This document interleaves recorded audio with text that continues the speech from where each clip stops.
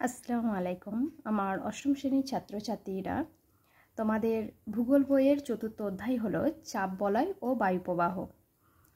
এই অধ্যায় থেকে তোমাদের সেকেন্ড ইউনিট টেস্টের জন্য কিছু গুরুত্বপূর্ণ প্রশ্ন এবং উত্তর নিয়ে আলোচনা করা হলো। ভিডিওটির পার্ট 1-এ তোমাদের বায়ুর চাপ বলয়ের অবস্থান পরিবর্তন এর আগে পর্যন্ত আমি আলোচনা করে দিয়েছি। তোমাদের পার্ট 2-এ বায়ুর চাপ বলয়ের অবস্থানের পরিবর্তন এখান থেকে বাকি অংশটুকু আলোচনা করব। তোমরা খাতায় লিখে নিতে পারো প্রশ্ন এবং উত্তরগুলি, অথবা বইয়ের মধ্যে দাগ দিয়ে নিতে পারো। যারা এর আগের ভিডিওটি অর্থাৎ পার্ট 1 ভিডিওটি দেখোনি, আমি এই ভিডিওর ডিসক্রিপশানে পার্ট 1-এর ভিডিওটির লিঙ্ক দিয়ে দেব, তোমরা সেখান থেকে দেখে নিতে পারো। দেখো, প্রথম প্রশ্ন। এখানে প্রশ্ন হবে, বায়ুর চাপ বলয়ের অবস্থানের পরিবর্তন কাকে বলে? এখান থেকে জলবিষুব ও মহাবিষুব দিন, এখান থেকে অবস্থান পরিবর্তন এত পর্যন্ত তোমরা লিখবে। এরপরে প্রশ্ন, কর্কট সংক্রান্তির দিন কোন তারিখে? এখানে উত্তরটি হবে কোন তারিখে হয়? 21শে জুন। এরপরে প্রশ্ন, মকর সংক্রান্তি কোন তারিখে হয়? মকর সংক্রান্তি উত্তরটি হবে 22শে ডিসেম্বরে হয়। এরপরে প্রশ্ন পেজ নম্বর 39। এখানে প্রশ্ন হবে, সাময়িক বায়ু কাকে বলে? সাময়িক বায়ু কাকে বলে এখান থেকে তোমরা পড়বে, বছরের একটা নির্দিষ্ট ঋতুতে কিংবা দিন ও রাতের একটা নির্দিষ্ট সময়ে প্রবাহিত বায়ু হলো সাময়িক বায়ু। এখানে দেখো, এর পরের লাইন, এই বায়ু নিয়ত বায়ুর মতো সারা বছর ধরে নিয়মিতভাবে চলাচল করে না।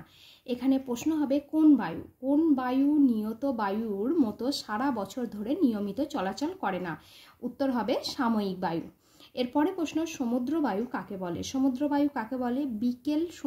বিকেল সন্ধ্যার দিকে এখান থেকে সমুদ্র বায়ু এত পর্যন্ত তোমরা পড়বে। এরপরে প্রশ্ন,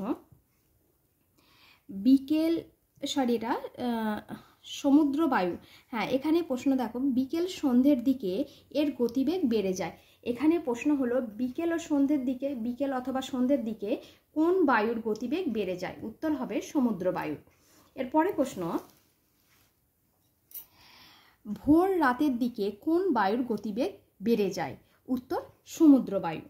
এখানে দেখো, সমুদ্র বায়ু অথবা স্থলবায়ুর বিশেষত্ব অর্থাৎ বৈশিষ্ট্য লেখো। এখানে তোমরা দুটোই পয়েন্ট করবে। এই বায়ু প্রবাহ একটি দৈনন্দিন ঘটনা। এরপরে পয়েন্ট করবে, প্রতিদিন একটা নির্দিষ্ট সময়ের ব্যবধানে প্রবাহিত হয়। এরপরে প্রশ্ন, এখানে কোন বায়ু উপকূলবর্তী অঞ্চলে বেশি বৃষ্টিপাত ঘটায়? উত্তর হবে সমুদ্র বায়ু। এরপরে প্রশ্ন, ভোরবেলা পালতোলা নৌকা কোন বায়ুর প্রবাহে সমুদ্রে বা নদীতে চলবে? উত্তর হবে স্থলবায়ু। এরপরে প্রশ্ন, এখানে দেখো, মৌসুমী বায়ুকে সমুদ্র বায়ু ও স্থলবায়ুর বৃহৎ সংস্করণ বলে কেন? দৈনিক তাপমাত্রার পার্থক্যের কারণে এখান থেকে তোমরা বলে এত পর্যন্ত লিখবে।